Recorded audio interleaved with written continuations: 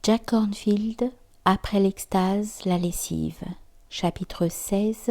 S'éveiller avec tous les êtres. Le véritable travail consiste à demeurer dans la nature de notre cœur, à arriver à comprendre que nous vivons vraiment ici, que ce continent est réellement celui sur lequel nous sommes, et que nos engagements sont là vis-à-vis de ces montagnes, de ces rivières, de ces zones verdoyantes, de ces créatures. Le véritable travail implique une loyauté qui remonte à des milliards d'années. Notre vrai travail consiste à accepter la citoyenneté de la Terre. Citation de Gary Snyder. Chaque matin, je m'éveille, tiraillé entre le désir de sauver le monde et celui de le déguster. Citation de E.B. White. Le mandala de l'éveil révèle la trame de la vie, de telle sorte que nous pouvons ressentir directement le lien subtil du souffle qui nous unit à tous ceux qui vivent. En Inde, on nomme cela le précieux filet d'Indra, trame dans laquelle chaque maille contient le joyau étincelant d'un individu, étroitement lié aux autres brins de l'existence et les reflétant. En approfondissant cette connexion avec le monde de la nature, elle devient une réalité indéniable et nous apporte à la fois responsabilité et joie. Chef Seattle disait « Que serait un homme sans les animaux ? Sans eux, les hommes mourraient d'une grande solitude de l'esprit. » De la même manière, nous pouvons nous demander comment nous pourrions marcher et danser sans la terre. Et s'il n'y avait pas de montagne, où tomberait la neige ? Où le léopard des neiges pourrait-il continuer à secrètement faire le guet ? Nous devons intégrer la terre entière et tous les êtres dans notre pratique à cœur ouvert.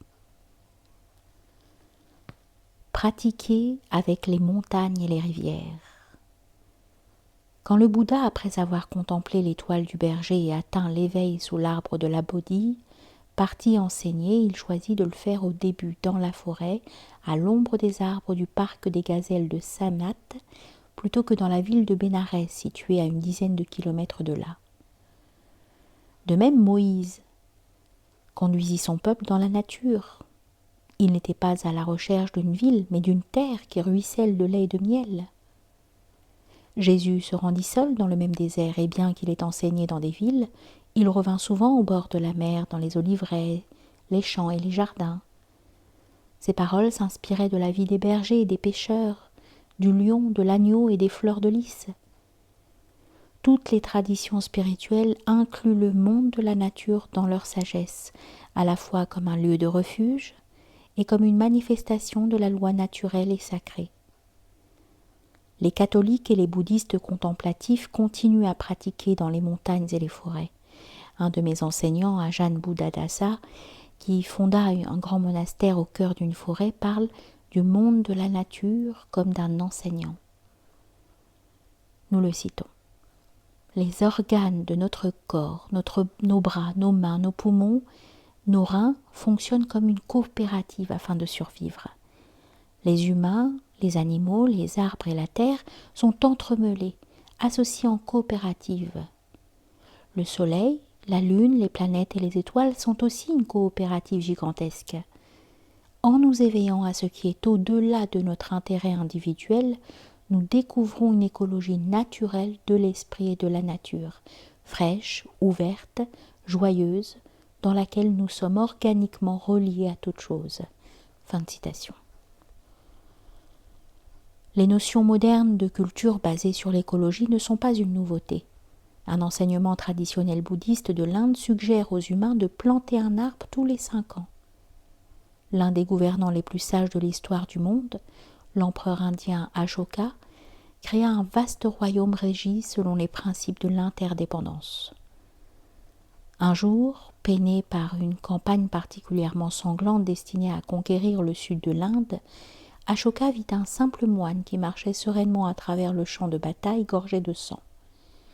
En regardant cet homme, l'empereur pensa « Moi qui ai tout, je ne suis pas aussi heureux ni aussi paisible que cet homme qui n'a rien. » Ashoka devint donc le disciple de ce moine et le dharma qu'il découvrit transforma son pays en un royaume de vertu. Ses armées avaient pour mission de maintenir la paix plutôt que de faire la guerre.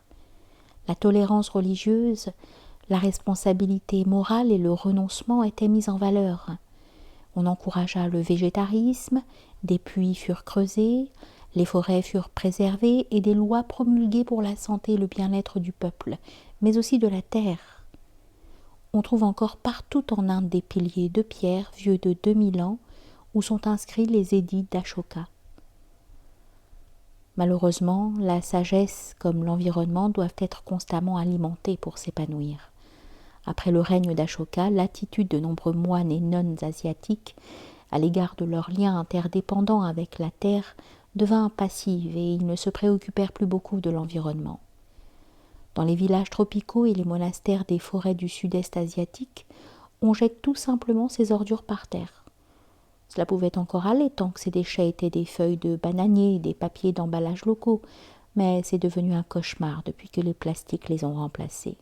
Et pourtant, les enseignements de nombreux maîtres continuent à se focaliser presque exclusivement sur l'esprit de l'individu et n'encouragent aucun sens de responsabilité vis-à-vis du monde de la nature qui nous entoure. Mais les coupes des forêts de Thaïlande, du Laos et de Birmanie devinrent si généralisées que les moines durent agir pour préserver des bûcherons les derniers endroits sauvages. Ils commencèrent à sortir et à entourer cérémonieusement de leurs robes les arbres centenaires, les ordonnant abbés de la forêt. Maintenant, les moines sont devenus les défenseurs de la forêt, les sauveteurs de l'environnement. De la même manière, un mouvement écologique chrétien se développe en Occident. Suivant l'exemple des nonnes et des prêtres d'Amérique latine, des églises à travers le monde commencèrent à considérer le soin apporté à la sainteté de la nature comme faisant partie du chemin vers Dieu.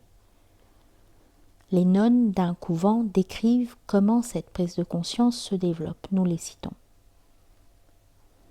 Pendant des décennies, nous nous étions volontairement isolés des problèmes du monde. Nous continuions à ne pas nous impliquer dans la politique ou dans tout ce qui est événementiel. Mais nous avons commencé à faire du recyclage en 1978. Puis nous avons cessé d'utiliser des pesticides en 1983.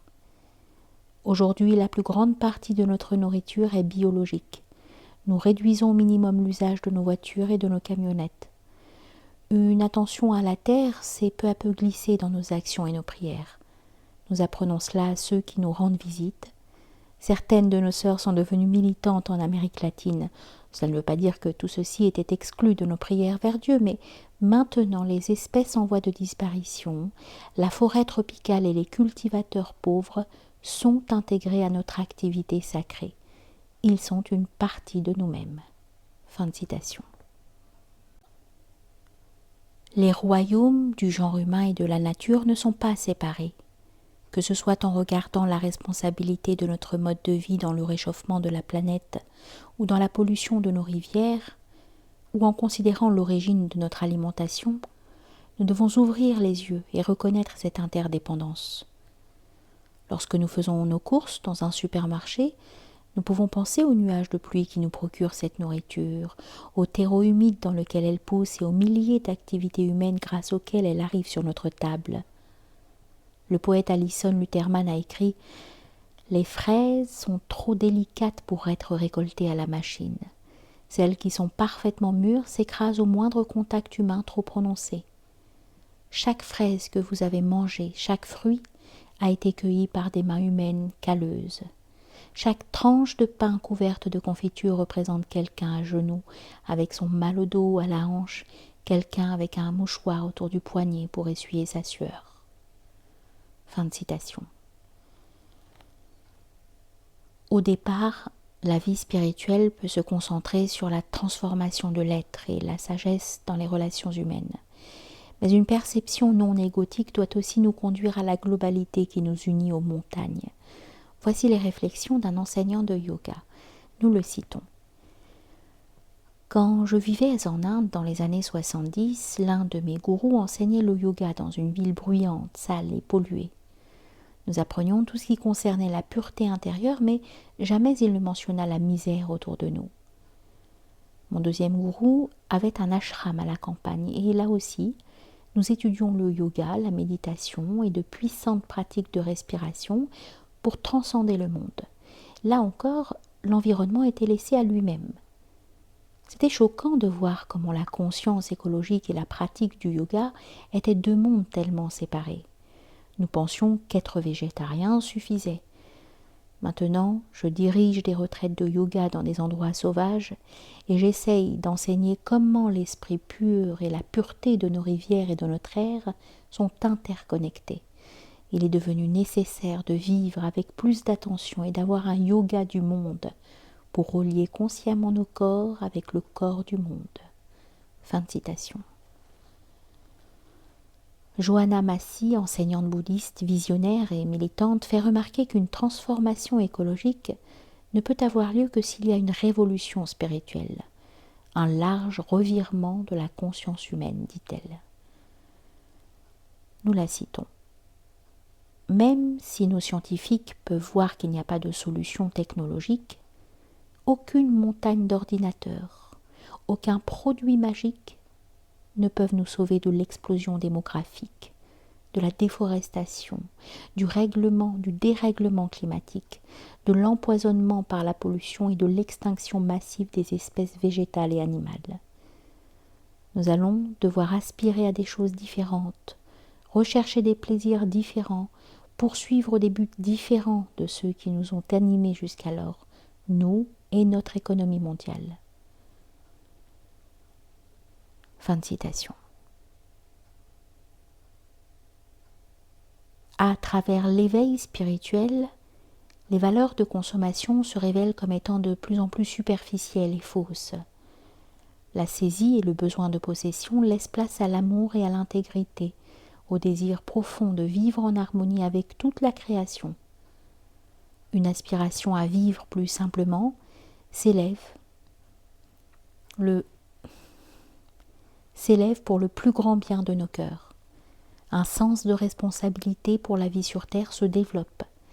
Mais cette transformation n'est pas automatique.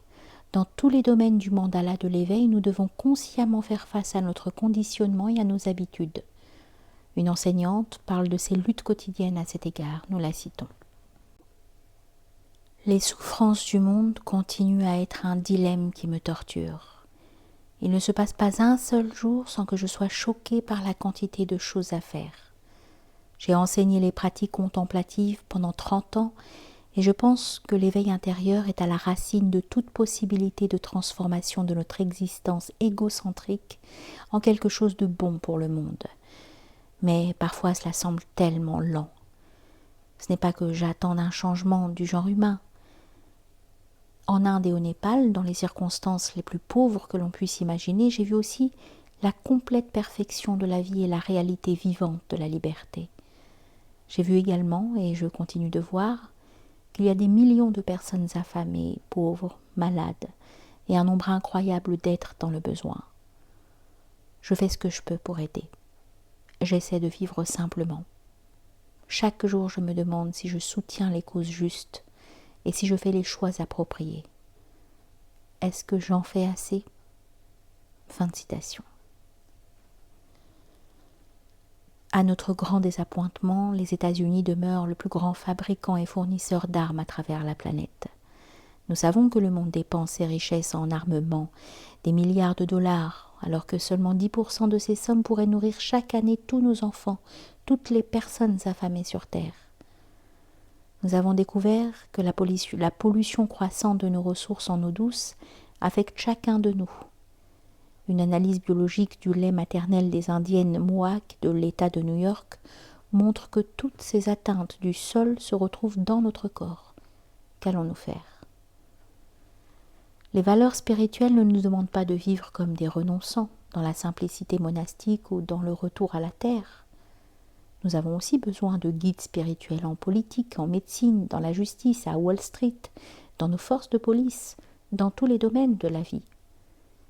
L'histoire bouddhiste du bodhisattva Vimalakirti nous montre comment un être illuminé peut choisir à dessein de s'incarner en tant que riche commerçant afin d'apporter la sagesse dans le monde du commerce. Plus tard, il entra à l'hôpital en tant que patient pour enseigner la compassion aux médecins, puis il se rendit dans les bars et les maisons closes pour offrir ses enseignements à ceux qui s'y trouvaient. Aucun royaume de la vie humaine n'était exclu de son activité de compassion. Apporter des bénédictions à tous en se jetant complètement dans la vie est une idée noble, mais nous pouvons facilement nous tromper nous-mêmes en prétendant suivre l'exemple de Vimalakirti. Les richesses dont nous jouissons dans la société moderne occidentale ont un prix élevé, comprenant l'exploitation des autres cultures, la colonisation économique de la plus grande partie du monde, la dévastation écologique de l'habitat et des espèces. Chaque fois que nous conduisons, nous contribuons à la pollution du monde et au réchauffement de la planète. Chaque fois que nous prenons l'avion, son carburant nous est fourni grâce à une politique dominatrice au Moyen-Orient et à la destruction des territoires de caribous en Alaska. Notre désir de manger de la nourriture importée à un prix aussi bas que possible peut avoir de terribles conséquences pour les agriculteurs et la terre de Guatemala et du Brésil. Dans la Grèce antique, éveil se disait alête. L'opposé d'éveil n'est ni le mal ni l'ignorance, mais lête, le sommeil. Même après une expérience quelconque d'éveil, nous pouvons demeurer endormis face aux conséquences de notre mode de vie moderne. L'interdépendance et la compréhension écologique ne sont malheureusement pas explicitement enseignées dans la plupart des cursus spirituels traditionnels.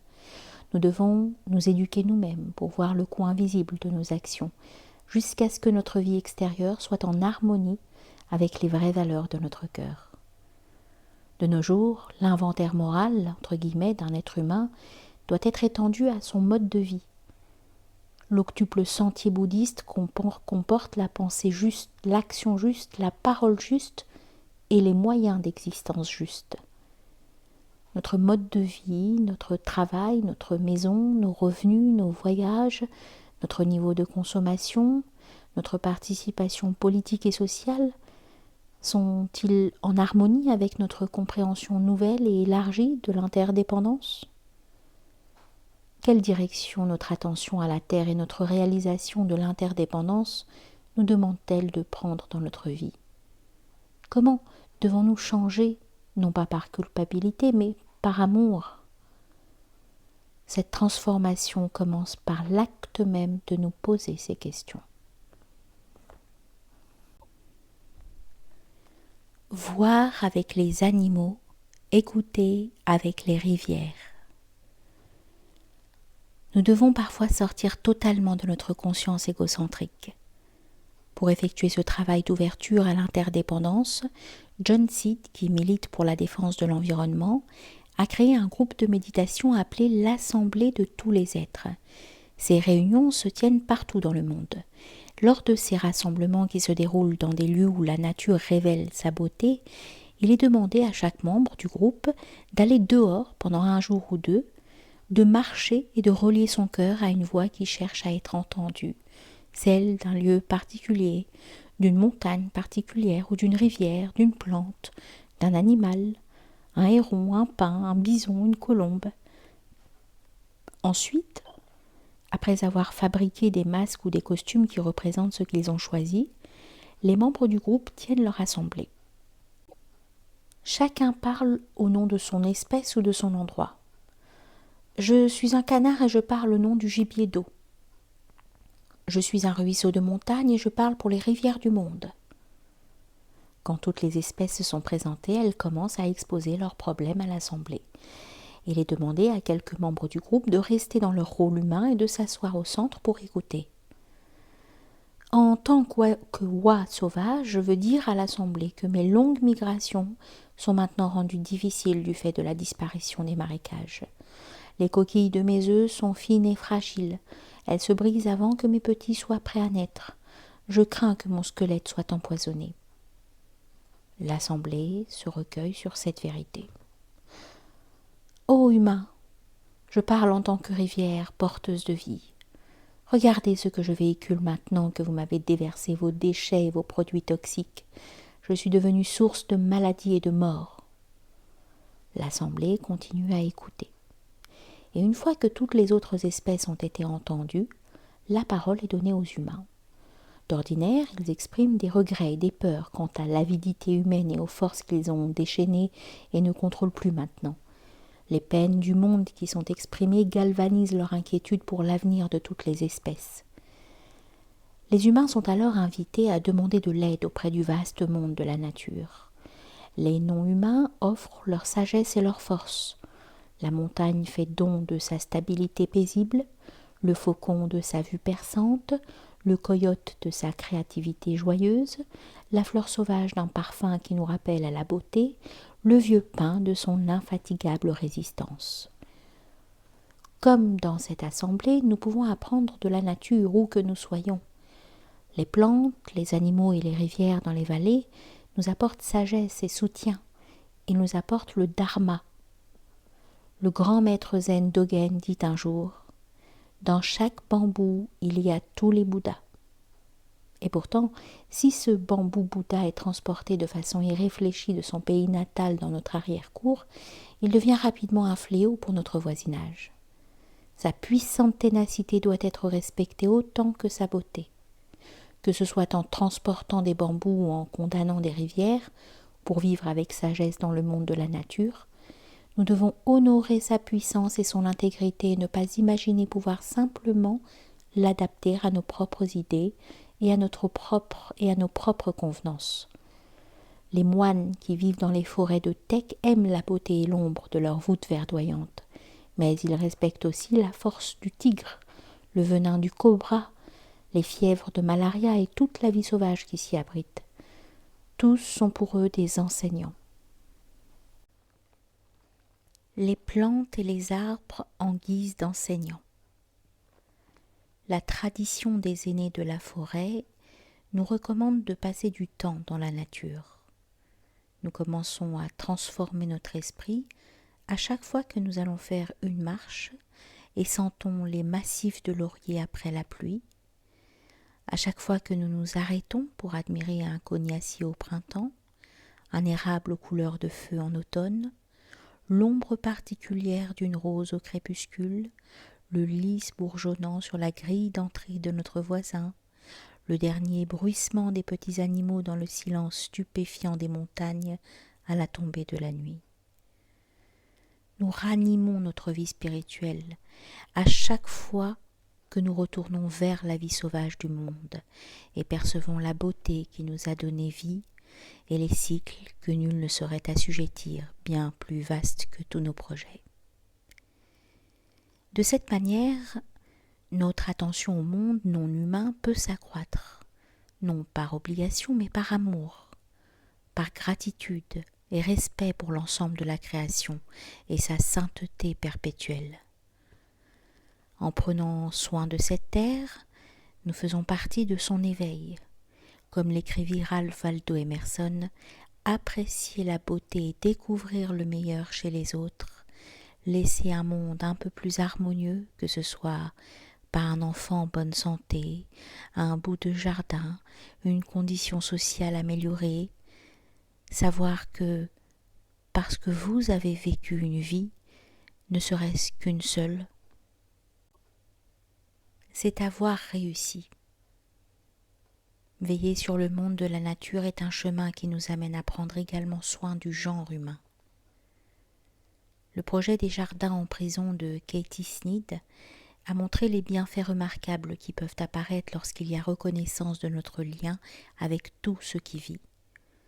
En 1984, soucieuse de la mort spirituelle de la population carcérale amoindrie par l'emprisonnement, elle conçut un projet permettant à chaque détenu de s'occuper d'un bout de jardin. Dans le pénitencier du comté de San Francisco, on proposa aux prisonniers de faire pousser des légumes sur un lopin de terre derrière l'un des bâtiments de la prison. Grâce à des fonds recueillis, Katie Sneed put leur offrir de jeunes plants, du paillis, de l'engrais et les outils de base pour le jardinage. Pouvoir de ses propres mains cultiver un jardin être responsable de sa floraison, lutter contre les insectes et la sécheresse, firent ressurgir le meilleur de ces êtres mis à l'écart. Ils développèrent un lien et une attention pour quelque chose d'extérieur à eux-mêmes. Cathy évoque un géant assez macho disant « Ne marche pas sur mes petits !»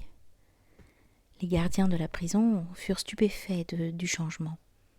Ces jardins devinrent si importants pour eux, ceux qui s'en occupaient, que leur vie commença à tourner autour de ces lopins de terre.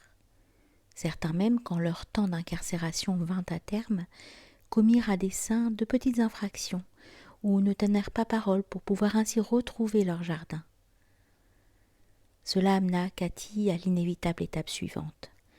Un projet de jardin pour anciens détenus et des jardins communautaires pour les exclus dans de nombreuses villes de la baie de San Francisco. Ce projet de jardin devint lui-même une sorte de verger dont la récolte était les gens eux-mêmes. Offrir l'opportunité de jardiner donna naissance à une communauté constituée de personnes ayant une attention et un intérêt grandissant pour la terre. Ce fut une grande bénédiction. L'attention et l'intention de ces jardiniers s'épanouirent dans leur cœur autant que sur leurs petits lopins de terre. Le monde de la nature nous apprend une relation différente avec le temps, basée sur des rythmes et des cycles autres que nos projets habituels. Certains insectes ne vivent qu'un seul jour. Certaines plantes ne fleurissent qu'une fois par siècle. Le mandala de l'éveil embrasse ces différentes structures temporelles et nous permet de les honorer dans notre vie de pratiquants. Nous devenons les gardiens du cycle de la vie. Les anciens Amérindiens enseignaient la nécessité de prévoir jusqu'à la 7e génération. Gregory Patterson, anthropologue et théoricien des systèmes, nous donne une idée de ce que cela signifie. Il raconte une histoire à propos du nouveau collège de l'université d'Oxford fondé au début du XVIIe siècle. Quand le grand hall y fut construit, son plafond était soutenu par d'énormes poutres en chêne de 4 pieds de large. Il y a quelques années, les hommes chargés de l'entretien du bâtiment découvrirent que ces poutres étaient très affaissées par la moisissure. Un problème se posa alors. Comment trouver de telles poutres à notre époque ? Un jour, l'un de ces hommes en parla au garde forestier du collège, qui lui dit en souriant « Nous nous demandions quand vous feriez appel à nous. » Celui qui a construit ce hall savait qu'un jour ces poutres allaient pourrir et il nous a donné l'ordre de planter un bosquet de chênes pour les remplacer. Ces arbres ont maintenant 350 ans, juste la taille appropriée pour les poutres. Grâce à un esprit d'attention sincère, des actions préventives comme celle-ci deviennent un mode de vie. Nos petites actions et notre souci de bienveillance prennent place dans une perspective plus large. Nous savons que nous faisons partie d'un ensemble incommensurable. Quand notre conscience ne se limite pas à notre simple vie humaine, notre souffle peut circuler librement. Notre cœur peut accueillir la compassion pour tous les êtres. Agir au nom de tous les êtres. Dans la tradition bouddhiste, un bodhisattva est un être qui se dédie à l'éveil universel, qui offre compassion et sagesse à tout ce qui vit, peu importe le temps nécessaire. On peut exprimer cela en faisant vœu de ne pas accéder au royaume du nirvana tant que le moindre brin d'herbe n'y est pas entré lui-même. Chaque jour avant chaque méditation, de nombreux pratiquants à travers le monde récitent les vœux de Bodhisattva pour se souvenir de cette intention. Ces vœux commencent ainsi. Innombrables sont les êtres vivants. Je fais vœu de les servir jusqu'à ce qu'ils soient tous libérés. L'ignorance et la saisie sont sans limite. Je fais vœu de les transformer et de les déraciner complètement. Faire vœu d'apporter éveil et compassion aux êtres innombrables pendant des éons est une tâche qui nous dépasse. Tout étudiant qui s'engage ainsi doit mesurer ce que cela signifie, comment cela doit être vécu. Cela veut-il dire que moi, ce petit égo, je dois voyager à travers l'univers et sauver tous les êtres ? Comment puis-je évaluer ma réussite? Comment dois-je commencer? C'est assez simple. Les vœux de Bodhisattva ne parlent pas d'un accomplissement, mais d'une direction, de l'établissement d'une intention. Peu importe les circonstances qui s'élèvent, que ce soit la naissance ou la mort, la joie ou la tristesse, j'engage mon corps, ma parole et mon esprit dans la direction de la compassion et de l'éveil. À chaque nouvel instant, je vais planter des graines de bienveillance et de libération pour tous les êtres vivants et moi-même. Les vœux de Bodhisattva ne sont pas une jauge, mais une boussole, un guide que le cœur doit suivre. Ils deviennent la source d'une action sage, la direction à partir de laquelle tout le reste suit. Ils deviennent notre héritage. Comme le disait Martin Luther King Jr., « Je veux que vous puissiez dire que j'ai essayé d'aimer et de servir l'humanité. Je veux juste laisser derrière moi une vie faite d'engagement. » Au milieu de la terrible tragédie qui traverse le peuple tibétain, le Dalai Lama a souvent rappelé combien il était important pour lui de pouvoir s'appuyer sur ses vœux. Il dut, en tant que chef politique et spirituel et exemple de la non-violence à travers le monde, prendre de douloureuses décisions pour sa nation et son peuple, et cependant de difficiles décennies. Il avoue ne pas être toujours sûr que sa décision soit la meilleure et admet avoir parfois commis des erreurs. La seule chose sur laquelle je peux compter, explique-t-il, est ma sincère motivation. La motivation de son cœur consiste à encourager du mieux qu'il peut dans chacune de ses actions, la compassion et la libération. Il prend refuge dans la graine d'intention qui motive ses actes. Si nous semons des graines de bonté, quelque chose de magnifique apparaîtra un jour. Pour être utile à tous les êtres, nous devons nous souvenir d'une autre vérité essentielle. Il n'est jamais trop tard pour commencer. Lorsqu'avec sagesse nous regardons la lourde pression du temps, cela transforme notre responsabilité vis-à-vis des choses. Nous découvrons la perspective du long terme. Nous ne sommes pas en charge de quelque chose. Dans nos relations, dans notre communauté, sur cette terre, nous ne vivrons sans doute pas assez longtemps pour voir tous les changements auxquels nous contribuons. Nous sommes les planteurs de semences. Quand les graines de nos actions sont basées sur l'attention et la sincérité, nous savons qu'elles produiront des fruits qui nourriront tous les êtres. Peu importe ce qui s'est passé, nous pouvons commencer à nouveau. Nous ne pouvons commencer que maintenant, là où nous sommes, et c'est ce présent qui devient la graine de tout ce qui va suivre. Notre responsabilité, notre créativité sont les seules choses qui nous sont demandées. Avec une motivation sincère, nous allons naturellement poser les bonnes questions, offrir une véritable attention, prendre soin de ce que nous aimons avec une sagesse à longue échéance. C'est le travail à long terme d'un agriculteur dans son verger, d'un parent pour son enfant. Cette large perspective est celle de l'aîné, du sage. Elle se développe naturellement au sein d'une vie qui s'engage dans un but spirituel. Un enseignant de méditation raconte, nous le citons, « C'est comme si ma vie spirituelle avait été un cheval lent. J'ai commencé avec beaucoup d'ambition. J'ai essayé de galoper au début, de faire des longueurs pratiques ici et en Asie, des longues pratiques ici et en Asie. J'étais en route pour l'illumination.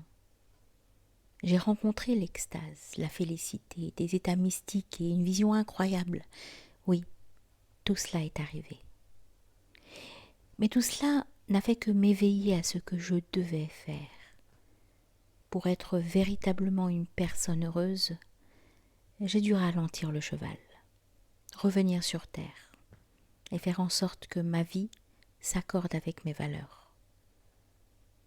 Alors après de nombreuses nouvelles méditations et un travail intérieur, j'ai pris un tournant à 180 degrés vers le monde. J'ai vu de plus en plus comment les forêts, les océans, les pandas, le plancton, la biosphère dépendaient de moi comme je dépendais d'eux. Je suis devenu un militant spirituel. J'ai enseigné et écrit sur ce sujet. Je l'ai vécu. Nous avons eu quelques succès, mais ensuite j'ai dû à nouveau ralentir le cheval, car mon ambition était revenue d'une nouvelle manière. Maintenant, je comprends mieux le renoncement. Il ne s'agit pas de monastère, ni de renoncer à la vie. Nous sommes ici pour apprendre les leçons de la vie humaine. C'est la renonciation à l'avidité, à l'ambition, à l'enfermement égocentrique de notre temps. Ici, nous ne sommes pas en charge de quoi que ce soit. Nous devons être patients, laisser nos actions émerger d'un cœur simple et pur et des circonstances dans lesquelles nous nous trouvons. Tout ce qui est bon en découle. Action appropriée, repos approprié. Le monde de la nature nous enseigne l'action, mais aussi le non-agir. Les arbres portent des fruits et s'assoupissent en automne. Les loutres et les truites arc-en-ciel dorment et se réveillent. Le jour alterne avec la nuit et l'été avec l'hiver. Nous avons souvent le sentiment de devoir faire un effort continu pour mettre en acte nos intentions de bodhisattva, sinon nous sommes des ratés ou des paresseux. Mais la communauté plus large des êtres nous dit que, sans les mois d'assoupissement de l'hiver glacé, il ne peut y avoir de pommes. Dans le mandala de la vie éveillée, le repos, le non-agir, l'écoute sont aussi importants et essentiels que l'action. Thomas Merton nous avertit. Se laisser emporter par une multitude de problèmes conflictuels, se soumettre à trop de demandes, s'engager dans trop de projets, vouloir aider tout le monde en toutes choses, est en soi succomber à la violence de notre époque. Fin de citation. Parfois il est nécessaire de marcher, parfois il est nécessaire de s'asseoir, de prier. Chaque chose peut à son tour ramener l'équilibre dans le cœur et dans le monde. Pour que nous agissions avec sagesse, notre compassion doit faire part égale avec l'équanimité, la capacité de laisser les choses telles qu'elles sont. Si notre cœur passionné peut être touché par les peines du monde, nous devons cependant nous souvenir qu'il n'est pas de notre responsabilité de réparer toutes les fractures du monde, mais seulement celles dont nous sommes capables.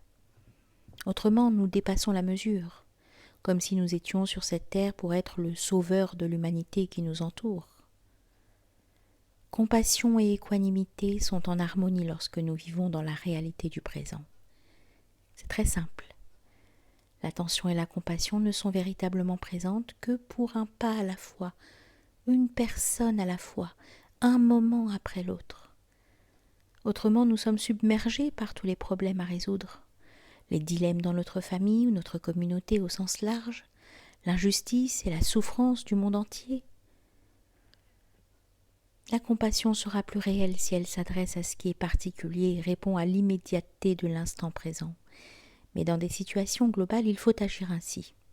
Même dans des situations globales, il faut agir ainsi. C'est dans les choses particulières que la miséricorde du cœur se développe. Que ce soit notre voisin de palier malade, ou l'élaboration pas à pas d'une campagne mondiale pour bannir les mines ou arrêter la destruction des forêts tropicales, chaque jour, chaque étape est comme une respiration, une pratique d'élargissement du cœur. C'est dans ces petites étapes que notre vérité peut s'épanouir. Un enseignant de méditation rappelle « Après 30 ans de pratiques assises, il semble que même 50 années ne seront qu'un court instant. Maintenant je considère le long terme sur plusieurs vies. Mon engagement est simple. Il consiste à me dédier à la plus haute aspiration vers l'illumination. Le temps n'est pas un problème. L'important est d'enseigner la possibilité de devenir totalement libre et de laisser chaque action chaque jour être illuminé par cette possibilité et cette vérité. Fin de citation. Toute prière, tout acte conscient contribue à guérir l'ensemble. Gandhi disait « Je crois en l'unité essentielle de tout ce qui vit. C'est pourquoi je crois que si une personne progresse spirituellement, l'ensemble du monde progresse. Et si une personne chute, le monde chute de la même manière. » Dans le domaine de l'action, tous les gestes ne doivent pas être grandioses. De petits actes sont également importants, comme on peut s'en apercevoir dans l'histoire d'un vieil homme qui marchait le long de la plage au Mexique, après une tempête exceptionnellement forte au printemps. La plage était couverte d'étoiles de mer en train de mourir, ballottées par les vagues, et le vieil homme les remettait à l'eau, l'une après l'autre. Voyant cela, un visiteur s'approcha de lui. « Que faites-vous » ?»« Mais il y en a des dizaines de milliers échoués là sur ces plages. En rejeter une poignée ne sert à rien, » protesta le visiteur. « Ça sert à celle-là, » répliqua le vieil homme en rejetant à l'eau une autre étoile de mer. Porter témoignage pour la justice. D'une certaine manière, notre acte politique le plus radical est la transformation de notre cœur. Si nous voulons vaincre l'avidité, le racisme, l'exploitation, la haine, en finir avec la souffrance et mettre nos vies en harmonie avec la terre, nous devons comprendre que la crise fondamentale se trouve dans la conscience humaine. Si le monde doit être guéri, cela ne peut se faire par des moyens uniquement politiques et économiques. Nous avons pu voir comment les révolutionnaires d'une génération peuvent devenir les oppresseurs de la suivante et comment le pouvoir politique engendre l'avidité et la tromperie. Nous devons affronter directement les forces de rupture, d'avidité, de haine et apprendre à vivre sereinement avec un cœur libre. Si nous ne pouvons le faire, comment pouvons-nous attendre cela des autres ? La sagesse nous dit que le genre humain a toujours sur terre expérimenté le gain et la perte, la peine et la joie, l'avidité et la générosité, la laideur et la beauté. Même s'il en est ainsi, nous ne pouvons nous détourner des souffrances actuelles. Avec un cœur serein, nous nous reconnaissons la responsabilité de soulager la souffrance, quels que soient les leurs qui nous entourent. Nous tirons notre fermeté et notre courage de nos prières et de nos méditations, puis naturellement nous agissons. Vient alors la prise de conscience grandissante du fait que nous ne pouvons être complices des outrages du monde. Comme le dit William Faulkner, il y a certaines choses que vous devez toujours être incapable de tolérer. Certaines choses, vous ne devez jamais arrêter de refuser de les tolérer. L'injustice, l'outrage, le déshonneur et la honte. Peu importe que vous soyez jeune ou vieux, ni pour la gloriole, ni pour l'argent, ni pour votre photo dans le journal, ni pour votre compte en banque, refusez simplement de les tolérer.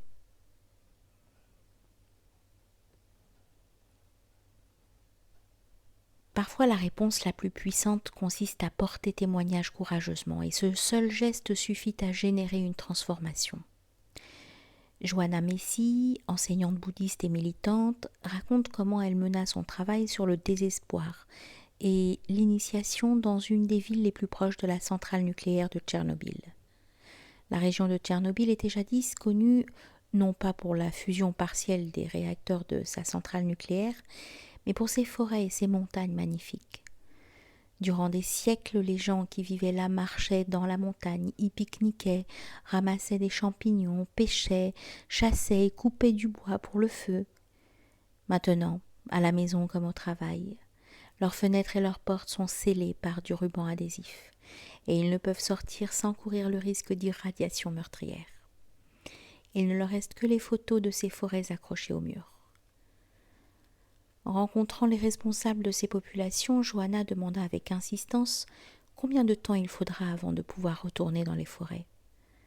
Un homme répondit « Mes arrière-petits-enfants ne connaîtront pas ce jour, ni même leurs propres arrière-petits-enfants. Il faudra des siècles. Il eut un silence. Puis une femme se leva en colère et voulut savoir pourquoi Johanna et son équipe mettaient leur nez dans cette histoire. Johanna demeura calmement assise. Un vieil homme prit enfin la parole. Nous pouvons moins expliquer à nos enfants que nous avons dit la vérité. Après un nouveau silence, une autre femme ajouta : Ces visiteurs viennent se joindre à nous pour une bonne raison, témoigner de notre souffrance. Maintenant, ils vont retourner dans leur propre communauté et raconter notre histoire. Ils ont la possibilité d'aller à travers le monde et de faire connaître aux autres ce qui s'est passé. Ils ne doivent en aucun cas laisser une autre terre ou d'autres enfants être empoisonnés ainsi. Par cette remarque, l'amertume personnelle fut transformée en un acte de bodhisattva. Une psychologue réputée de ma connaissance travaille aux Nations Unies à la prise en charge de réfugiés nouvellement arrivés, demandant l'asile politique du fait des dictatures à travers le monde.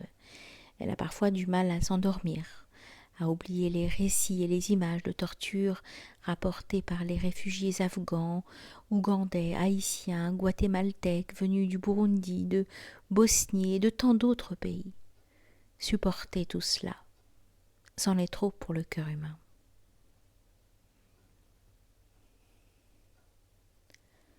En discutant, nous avons vu comment le fait de ne pouvoir supporter seul tant de douleur l'avait conduite à installer sur son lieu de travail un grand autel où se trouvaient réunies les représentations de Kuan Yin, déesse de compassion, de Jésus, du Bouddha et de la Vierge Marie. Elle y avait ajouté des images des dieux haïtiens, un rouleau en langue arabe citant des passages du Coran sur la miséricorde, des effigies des dieux bienveillants d'Afrique et d'Amérique latine. Quelques fleurs et un fruit étaient également toujours présents. Chaque jour, elle invoquait les dieux et les ancêtres de toutes les lignées sur terre. Elle priait pour que ces grands esprits la soutiennent et soutiennent ceux qui lui confiaient leurs souffrances. Maintenant, elle sent qu'elle n'a plus besoin de porter entièrement la charge toute seule. L'autel est un rappel quotidien non seulement de ce à quoi elle a dédié sa vie, mais aussi de la manière dont les grandes forces de compassion s'y consacrent avec elle à travers le monde. Si la vérité de l'interdépendance conduit à la responsabilité, elle apporte également un sentiment de partage et de soulagement. Nous ne travaillons pas seuls à ce changement. Les grandes puissances de l'existence y travaillent avec nous. L'éveil s'approfondissant, le respect et la prière se développent. Un autel peut être l'expression d'un cœur concerné. Le simple rituel consistant à se tourner vers un autel est un acte profond de réactualisation de son engagement. À chaque fois que nous nous inclinons, nous nous donnons la possibilité de prendre à nouveau conscience que nous ne sommes pas seuls. À chaque fois que nous méditons ou prions, chantons ou officions, nous dépassons les trois sentiments de notre individualité et nous nous souvenons que tous les êtres s'éveillent ensemble. Parfois, en tant que bodhisattva, nous devons agir de façon décisive pour mettre un terme à une souffrance, pour ne pas l'autoriser plus longtemps. Mais certaines fois, la réponse la meilleure consiste à simplement porter témoignage. Parfois, notre intention sera source de succès et à d'autres moments, nous serons témoins de notre échec. L'une des histoires de la vie du Bouddha rappelle l'hostilité qui régnait entre deux pays voisins, Magadha et Kapilavatthu, contrées où vivait le clan Sakya, la famille du Bouddha. Quand le peuple Sakya réalisa que le roi de Magadha projetait de les attaquer, ils implorèrent le Bouddha pour qu'il intervienne et préserve la paix. Le Bouddha accepta et fit de nombreuses propositions en faveur de la paix, mais rien n'y fit. Le roi de Magadha ne voulut rien entendre. Son esprit n'arrêtait pas de s'embraser, et pour finir, il décida d'attaquer. Le Bouddha partit alors de son côté et s'assit pour méditer sous un arbre mort au bord de la route menant à Kapilavatthu. Le roi de Magadha passant sur la route avec son armée et le voyant assis sous cet arbre mort dans la pleine fournaise du soleil, lui demanda « Pourquoi vous asseyez-vous sous cet arbre mort ?»« Je sens la fraîcheur même sous cet arbre mort, répondit le Bouddha, car il a poussé dans mon si beau pays natal. » Cette réponse alla droit au cœur du roi, qui, reconnaissant le lien et le dévouement des Sakyas pour leur pays, rentra chez lui avec son armée. Quelques années plus tard, ce même roi voulut à nouveau guerroyer, et cette fois son armée détruisit Kapilavatthu. Le Bouddha Sakyamuni était là et regardait. Devenir la paix que nous recherchons peut souvent transformer une situation. Mais même en cas d'échec, nous pouvons maintenir notre engagement inébranlable de compassion. Nous pouvons, comme Martin Luther King Jr., nous lever au nom de la vérité. Nous citons : Je continue à croire que se lever au nom de la vérité est la plus grande chose au monde. C'est l'aboutissement de la vie. Le but de la vie n'est pas d'être heureux ni d'accéder au plaisir et d'éviter la peine. Le propos de la vie est d'accomplir la volonté de Dieu, quoi qu'il advienne. Fin de citation. Lorsque nous dédions nos vies à témoigner de la vérité, rien ne résiste à nos cœurs. Un photographe occidental me raconta à quel point il avait constaté cela avec une vieille nonne tibétaine qui avait été emprisonnée et torturée par l'armée chinoise pendant 15 ans. Après sa libération, elle s'était enfuie en Inde et il avait voulu inclure son visage parcheminé parmi ses portraits de vieux Tibétains. En regardant à travers le viseur de son appareil, il avait vu ses lèvres prononcer une prière. Lorsqu'il lui demanda ce qu'il avait soutenu dans ces épreuves terribles, elle lui dit qu'elle n'avait jamais cessé de réciter des prières de compassion pour tous les êtres, quelles qu'aient pu être les choses qui lui étaient arrivées. Au milieu de ces tortures, elle priait pour ses bourreaux. Ceux-ci, lorsqu'ils virent ses lèvres bouger, la bâillonnèrent avec un ruban adhésif. Voyant le ruban bouger, ils en rajoutèrent plusieurs épaisseurs, mais cela ne put arrêter ses prières. Et lorsqu'elle fut libérée, ses prières continuèrent. Peu importe ce qui arrivait, cette nonne priait pour le bien-être de tous. C'est sa vraie libération, son être véritable, que rien ne pouvait empêcher de rayonner. Notre don à la terre. Avant de nous éveiller, notre joie consiste à utiliser les choses de cette terre. Après la grâce de l'éveil, notre joie consiste à servir les choses de cette terre. Avec l'accroissement de la sagesse, nos vies deviennent de plus en plus un acte de création, un acte de service. La beauté d'une telle compréhension réside dans le fait que personne n'est exclu. Dans la culture traditionnelle balinaise, il n'existe pas de mot pour artiste, ni de groupe particulier de créateurs, ni l'idée que certains sont utiles et d'autres pas. Chaque personne doit offrir son don particulier et chaque action servir les dieux. La musique sacrée, la danse, la peinture, le chant, l'histoire, la transe mystique et la prière se mêlent à la cuisine, à l'agriculture et à la conduite d'une charrette. Tout acte est considéré digne de valeur, tout être est connecté au Dieu. Nous avons tous des dons pour la terre. Nous faisons tout le temps présent de nous-mêmes au réseau de vie. Souvent, nous n'honorons pas les graines de nos petites contributions et nous ignorons comment elles vont porter leurs fruits à l'environnement, au vaste ensemble de tout ce qui est vivant. Avec l'éveil, nous voyons que toutes nos actions ont des conséquences pour cet ensemble. Voir ainsi les choses rend nos vies différentes. Elles deviennent l'histoire d'un enseignement perpétuel. Un homme qui visitait en Europe un gigantesque chantier couvert de pierres avec lesquelles les ouvriers continuaient à élever les tours d'un édifice attenant comme il l'avait fait pendant des siècles, demanda à l'un d'eux ce qu'il faisait. Celui-ci répondit d'un ton las: « Mon travail consiste à tailler des pierres et à les déplacer. » À la même question, un deuxième ouvrier expliqua: « Je suis tailleur de pierres et je travaille pour subvenir aux besoins de ma femme et de mes enfants et pour nourrir ma famille. »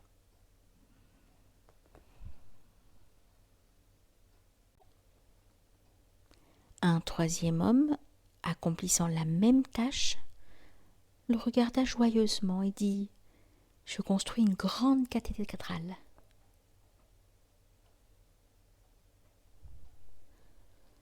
Quand nous sommes capables de voir que la terre est notre cathédrale, nos yeux s'ouvrent à un bonheur secret dans tout ce que nous entreprenons. Chacun des tailleurs de pierre contribuait à un travail grandiose. La seule différence était que l'un d'entre eux le savait.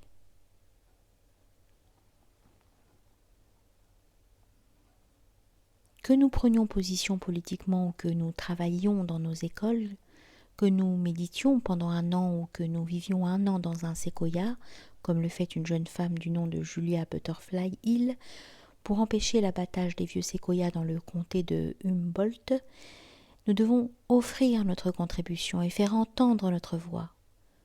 Peut-être nos dons particuliers sont-ils en rapport avec le monde de l'enfance, de la justice, du commerce, de la musique, des réseaux informatiques, du jardinage. Peu importe le type de briques que nous apportons à l'édifice. L'essentiel est de permettre à notre voix, unique et singulière, d'agir en harmonie avec une direction vivante. Car si nous sommes incapables de nous souvenir de notre part dans la cathédrale, d'offrir nos dons spécifiques et la contribution de notre voix particulière, notre vie deviendra d'une grande tristesse. Par la perte de cette vision, notre esprit sera corné et s'éteint. Nous avons le choix, même dans les tâches les plus simples. J'ai vu certaines personnes travaillant au péage du Golden Gate Bridge évoquer l'esprit de Saint François en souhaitant la bienvenue à chaque véhicule entrant à San Francisco. L'expression de notre don n'a pas besoin d'être grandiose. Tous ceux qui écrivent de la poésie ne doivent pas en publier 10 recueils, ni obtenir le prix du livre. L'agriculteur qui, dans sa campagne asiatique, travaille la terre pauvre de sa famille pour survivre, peut labourer, une chanson aux lèvres, porter à la mosquée ses prières inspirées, enrichir le village de sa voix poétique. Lui aussi transforme le monde. Un enseignant de méditation décrit l'impact de chaque petite contribution comme un effet compensateur. Quand un transatlantique fait route, sa force d'inertie est si grande qu'on ne peut le diriger en tournant le gouvernail. Une succession d'ajustements est faite à l'aide des volets situés en bordure du gouvernail, les compensateurs. Ces petits changements commencent à modifier la direction du bateau jusqu'à ce que le gouvernail lui-même puisse être tourné. Le bateau prend alors un autre cap. Et comme ces compensateurs, nos actions délibérées, si minimes soient-elles, peuvent changer le cours de la vie autour de nous. Utiliser notre vie pour ramener le monde à la compassion et l'éloigner de la souffrance est la seule chose qui importe. Nos dons sont les bénédictions des ancêtres, des dieux, de l'intelligence créatrice de la vie. Si nous sommes ouverts, nos dons, nous choisissons tout autant que nous les choisirons. Pour commencer, nous devons seulement écouter. Si nous apaisons en nous-mêmes la clameur et l'avidité de la société de consommation moderne, nous découvrirons les murmures intimes qui nous chuchotent ce que nous devons faire. Cette voix nous dira si nous devons entamer un projet du jardin, écrire une lettre pour Amnesty International, réconforter un enfant qui pleure ou apporter notre pierre à la grande cathédrale, même si nous ne devons jamais vivre assez pour en avoir l'achèvement. Le dicton indien Ojibwe nous le rappelle. Nous citons: « Parfois je me promène en m'apitoyant sur mon sort. Et pendant tout ce temps, je suis portée par les grands vents à travers le ciel. Dès que nous nous éveillons, fin de citation. Dès que nous nous éveillons, nous commençons à nous sentir portés par ces grands vents, par cet Esprit Saint, par le Tao, par le Dharma, la rivière sacrée de la vie. Nous réalisons que nous appartenons à cette terre. Qui que nous soyons, nous sommes la personne appropriée. Où que nous soyons, nous sommes à l'endroit approprié pour nous éveiller à la place que l'on nous a donnée pour servir. Cette compréhension apporte un bien-être et une gratitude naturelle. On nous a donné tellement de bénédictions, la nourriture de la terre, l'obscurité du ciel étoilé, la chaleur de l'amitié, la créativité des arts, le changement des saisons, la capacité de compassion. À notre époque, il nous est demandé de reconnaître les dons de vie de cette terre magnifique, de les protéger, de les célébrer et d'offrir à notre tour nos propres dons comme nos bénédictions.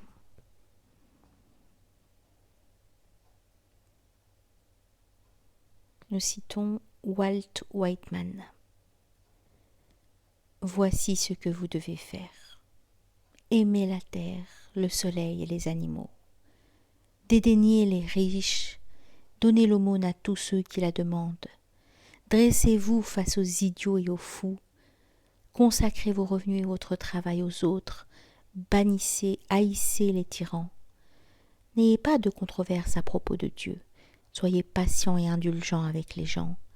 Réexaminez tout ce qui vous a été dit à l'école, à l'église ou dans un livre. Rejetez ce qui insulte votre âme véritable. Votre chair doit devenir un grand poème. Walt Whitman.